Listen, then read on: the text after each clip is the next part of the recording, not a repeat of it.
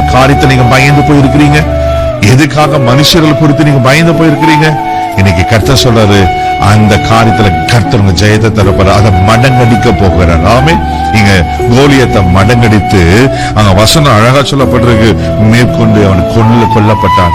உங்களுக்கு விரோதமா இருக்கிற சூழ்நிலைகளா, எதுவா மனுஷராக்களா, எதுவா இருந்தாலும் பயப்படாதீங்க. தேவப்பிள்ளைகளே, நீங்க கர்த்தரை தேடி கர்த்தரை நோக்கி பார்க்கும்போது அவங்களுக்கு செவி கொடுப்பார். உங்களை எல்லா பயத்துக்கும் நீங்களாக்கி விடுவார். நான் இதற்கான பாத்திரன் அல்ல, இது கிருபையே வேறொன்றும் இல்லை. நான் இதற்கான பாத்திரன்